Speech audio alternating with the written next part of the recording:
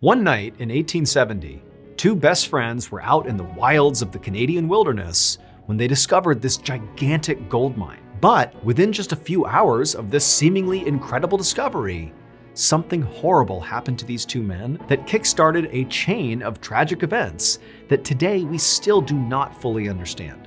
But before we get into that story, if you're a fan of the strange, dark, and mysterious delivered in story format, then you've come to the right place because that's all we do, and we upload once a week. So if that's of interest to you, please offer to make the like button their favorite dish, fettuccine Alfredo. But replace the Alfredo sauce with poisonous sea urchins. Also, please subscribe to our channel and turn on all notifications so you don't miss any of our weekly uploads.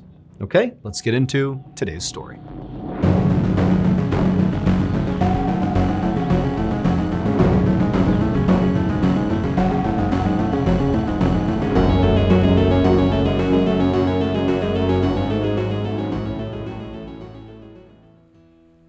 On a spring morning in 1870, a gold prospector named Frank Lemon rode his horse along the shore of the North Saskatchewan River, which is a river that runs through Alberta and Saskatchewan in Canada. Frank was at the back of a line of about a dozen men who had all been hired by a rich investor named Lafayette French. He had commissioned them to search the Canadian wilderness for potential gold mines. And if they found a gold mine, then French would bankroll a full-scale mining operation and pull out all the gold he could, and these men who found it would get a cut of the profits. When Frank had signed up for this job, he had thought it was a great opportunity. In fact, he thought it was such a big opportunity that he had convinced his best friend, whose nickname was Blackjack, to come along as well. But now, after weeks of searching the wilderness for these mines and not finding any, all Frank really wanted to do now was just go home. And so as this group of men continued their ride along the shore, Frank sort of zoned out and just kind of stared off into the forest all around him. And then at some point, as he was doing this, as he was looking off to his right, he noticed amongst the thick trees, there was this little trail, this dirt trail that kind of wound off into the distance. And for some reason, Frank was just immediately drawn to it. And so he pulled on his horse's reins and came to a stop and just stared at this strange trail. Frank thought about how for all this time they'd been out here searching for gold, they'd basically only looked in this river and found nothing. And so he thought to himself, maybe the gold is not in the river, but it's maybe out there in the woods. And maybe this trail that he was looking at might lead them to gold. And so Frank turned back around to tell the rest of the group about his big idea, to try to go down this trail here. But when he looked, he saw all the men in the group, except for his best friend Blackjack, had continued on without him. They basically hadn't even stopped when Frank had stopped. However, Frank really didn't care that the group had left him because he was totally over this trip and frankly didn't want to be with this group anyways. And so he just looked over at Blackjack and just kind of gestured towards this trail as if to say, "You want to go this way?" And Blackjack, who was also totally over this trip, just smiled and nodded, like, "Yeah, let's go." And so the two men turned their horses and began heading down this thin dirt trail off into the woods. For several hours, Frank and Blackjack continued on this trail deeper and deeper into the forest. You get a picture of very thick trees all around, and it's just this little winding dirt trail on the ground. They had no idea where this trail was going, but there was just something so powerful about this trail. It was like calling them to go. But as they rode along, Frank kept getting this bad feeling. Like he kept hearing what sounded like voices and footsteps right behind them on the trail. But every time he turned, all he saw was Blackjack. There was nobody around them at all. They were deep in the forest. And after a while, Frank kept hearing these noises and he asked Blackjack, like, "Hey, are you hearing that stuff too?" And Blackjack said, "Yeah, I am." But he too would turn around and see nothing. They were all alone. And so eventually, the men convinced themselves that, what those sounds must be is the sound of their party, who's discovered they have, left the group and maybe they're out there looking for them. But Frank and Blackjack really had no intention of rejoining the group. They kind of didn't like the group. And so they said, "You know what, let's just keep on going." Eventually, the path these two friends were on led them to a stream. And so they stopped, they got off their horses, they knelt down and they scooped their canteens into the water to get a drink. And as Frank did that, he looked into the crystal clear water and he saw nuggets of gold just sitting there in the stream. Frank couldn't believe it. I mean, he's out here looking for gold, but he was not expecting to find it right here in the middle of nowhere, despite, his instinct that maybe the gold was out here. And so he just froze and he's staring at this. He can't believe it. He grabs Blackjack, who hadn't seen it yet, and pulls him over.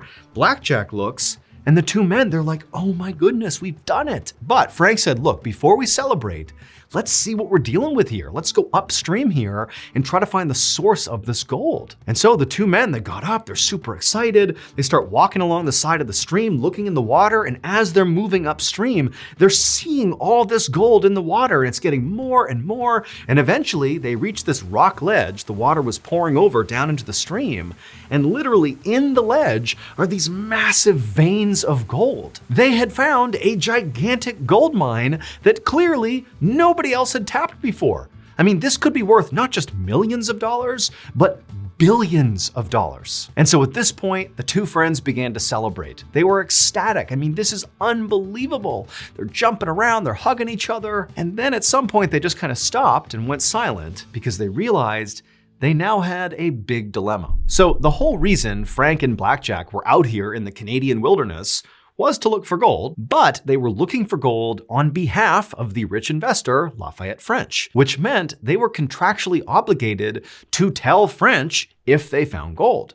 And so here they are, they found this massive gold mine, and that's what they're supposed to do, again, based on their contract. But if they did that, French would get rich beyond his wildest dreams from this mine, and yeah, he'd cut them a check, a piece of the profits, but it would be like nothing compared to what French would get from this gold mine. Or, and this is where the dilemma comes in, Frank and Blackjack could hide the fact that they had found this mine, and then they alone could come out here anytime they wanted, take the gold, and become rich themselves. Now, granted, they would have to be kind of subtle about it, because if they started showing up with barrelfuls of gold, Lafayette French is going to find out about it and they're going to be in trouble. But there was a way to do it where this mine could effectively be theirs and they could get rich. But obviously there was a lot of risk involved in that second choice. And so Frank and Blackjack decided that, this is way too big of a decision for us to make just on the fly right now. So let's just stay here in the area, let's camp out for the night and just sleep on this and come to a decision tomorrow. So the two men left the stream and headed over to this clearing that was right nearby and decided that's where they would pitch their camp for the night. Blackjack left to go gather firewood and Frank began to pitch their tent. And as Frank did that, as he began setting up their tent, he began hearing whispers, kind of like the voices he was hearing as they were walking in on that trail, and they kept thinking it was maybe the group that was looking for them. He began hearing those voices again. It was kind of all around him in the trees, but every time he looked, there was no one there. Now, Frank convinced himself that maybe these whispers were actually Blackjack, because he had gone off to get firewood, and maybe it was him. But at one point, when Frank heard these whispers, he looked in the direction of the whispers. There was no one there, and he realized Blackjack was at the same time on the opposite side of the clearing. It could not have been him. And so Frank couldn't help but feel really unsettled. It was like there was somebody or something here watching them or listening to them, but he just couldn't tell who or what it was. But Frank just told himself to shake it off, don't worry about that. Instead, just focus on getting the camp set up.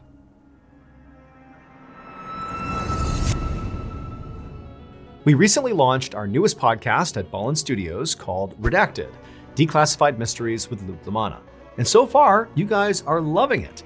So much so that I am now happy to announce that we've created an official YouTube channel for the show Redacted. So now you can enjoy listening to and watching this show in a beautiful new animated format. And if you love binging things like I do, well, you're in luck, because we just dropped the first 3 episodes of this new animated series. And from here on out, every Tuesday, you'll get a brand new upload on this channel. To give you a sense of the stories and the artwork that you'll see on this brand new Redacted YouTube channel, here's a look at a clip from episode 1.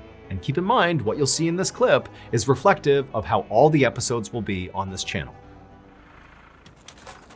At 10:35 p.m. on January 3rd, 1961, a physicist named Ed Valario pulled up to a secret nuclear test site in the Idaho desert. Ed had received an emergency call about an explosion at the nuclear reactor known as SL-1. No one had been able to contact the 3 men who were working that night. Valario waved at his partner who was waiting for him in front of the reactor building. The 2 men grabbed their gas masks and rushed inside. They hurried up 3 flights of winding stairs that led toward the reactor's control room, past pipes and motors and condensers, towards the cramped nerve center that controlled the reactor. The building was completely silent, save for the frantic static from their Geiger counters. Valario glanced down and saw the needle pointing to maximum radiation levels. He'd never seen levels that high before. When Valario opened the control room door, his heart skipped a beat. The scene inside was total devastation. Twisted metal scattered across the floor, clouds of steam hovering above the shattered control board, pools of blood and water everywhere. 2 bodies lay on the floor, bodies so badly mutilated it was impossible to tell who they were. But where, he wondered, was the third man? Then something above him caught his attention. Something on the ceiling. Something that would haunt him for the rest of his life. Head on over to the official Redacted YouTube channel today. The handle is @RedactedMysteries. Make sure you go over there and subscribe so you don't miss any uploads. I will also put a link to the channel in the description below. Wondery Plus subscribers can also watch Redacted on the Wondery app. Okay, back to the stories.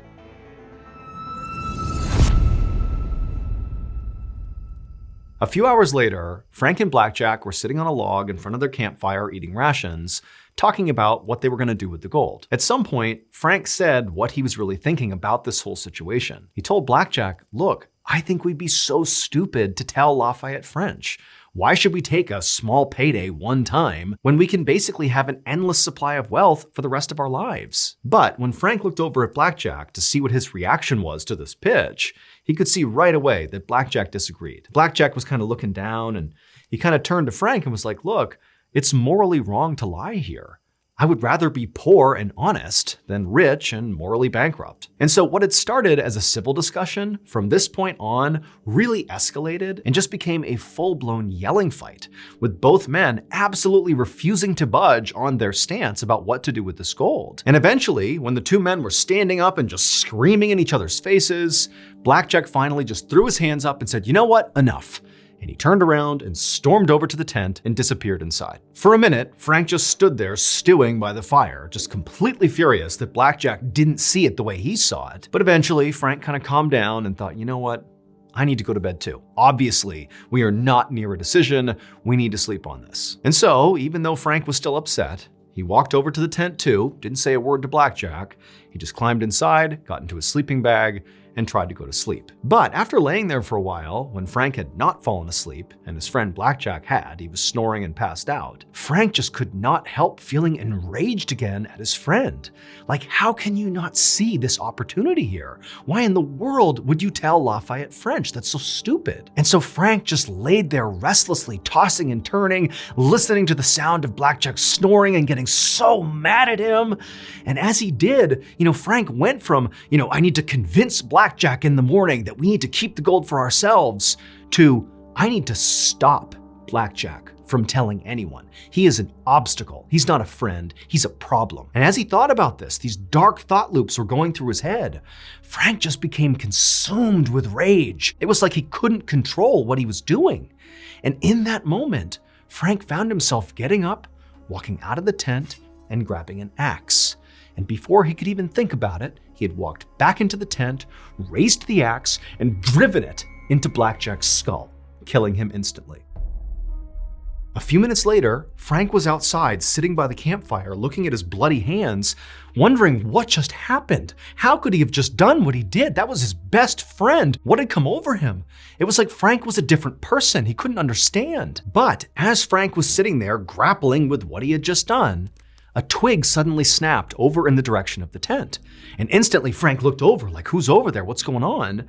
And as he looked in the direction of the tent, he began to hear this low, guttural moaning. It almost sounded like a dying animal. And he thought for a second, like, wait a minute, is Blackjack not actually dead? Is that him making that noise? But at the same time, Frank's thinking, that's not possible. I practically split Blackjack's head in half with that axe. He can't be making that sound. But before Frank could even begin to process what he was hearing, this sound, this moaning sound, got louder and it got closer to Frank, like it was moving in his direction, but there's nobody here. And so Frank is horrified, and then right as the sound is practically on top of him, he began hearing those whispers, those voices he had been hearing in the woods on the way out here. Except this time the voices were clear. They were talking to Frank, and they were saying, "You're gonna be tortured for what you did to Blackjack." And then just as soon as these voices began, suddenly they stopped. The moaning stopped, and the entire forest just went deadly silent.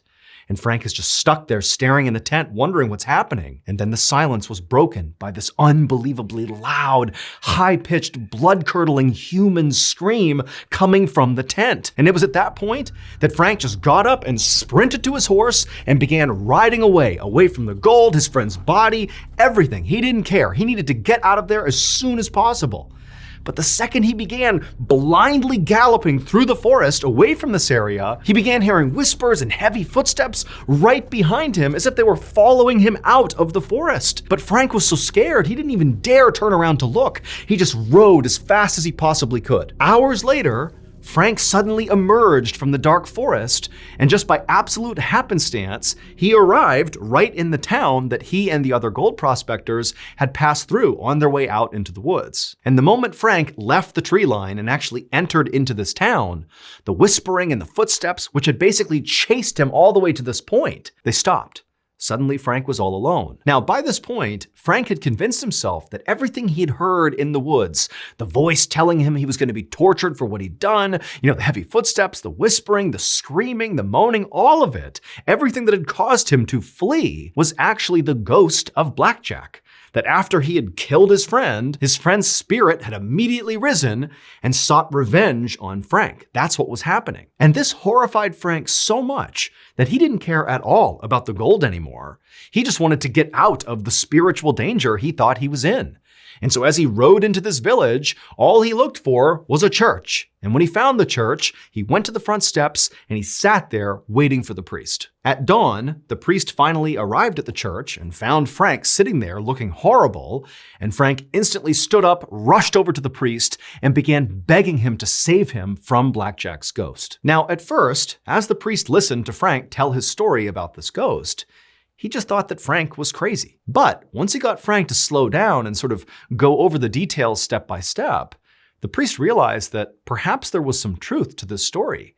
It sounded like it was probably true that Frank really did find a gold mine with his friend named Blackjack, and at some point, the discovery of this gold mine prompted Frank to murder Blackjack. But despite the fact that this man, Frank, had just openly confessed to a murder, the priest could only focus on the gold that apparently Frank had found out in the forest. It was like this intense feeling had come over the priest, this darkness that just made him suddenly so greedy. He had never felt this way before in his life, but it was like he was laser focused on finding a way to claim that wealth that was just out there right now. And so against all his better judgment, the priest turns to Frank and says, "You know what? We'll help you. But for right now, you need to get out of town. Get out of here. Don't come back. We'll go out, we'll find Blackjack, we'll give him a proper burial, and that will protect you from his ghost." And so Frank was so thankful to the priest and he took off, not realizing that the priest did not care at all about Frank at this point. All the priest cared about was getting Frank out of the picture so that gold mine out in the woods could be his. The next day, the priest asked his friend, an outdoorsman named John McDougall, to head off into the wilderness to try to find Frank and Blackjack's campsite. And so that's what John did, and after a few hours of looking, he found the campsite. And sure enough, he found Blackjack's dead body still inside of the tent with the axe lodged in his head. And right away, John, the ever-loyal friend to the priest, began doing what the priest told him to do, which was to bury Blackjack to cover up the murder. Because the priest and John were planning to claim this gold mine for themselves, and they couldn't have this murder getting out to the public, because then officials would come out and investigate the scene, and then they would find the gold mine. They couldn't have that. And so John began digging a grave for Blackjack, and as he did, he began hearing whispers all around him in the trees. Remember, he's all alone out there. And so he began looking around, trying to figure out who's out here. Did somebody follow him? But there was no one. John did his best to keep trying to dig as quickly as he could, but these whispers, these awful voices, they just kept getting louder and louder and more pronounced and closer to him, eventually to the point where John was spooked. I mean, John was this avid outdoorsman who routinely spent time by himself out in the wild, but here he was feeling very unsettled by these voices. But despite his fear, John did what he was told and dug the grave as fast as he could. He grabbed Blackjack's body, threw him inside, he covered him up, and he put a couple of big stones on top of the gravesite to kind of make a makeshift tombstone.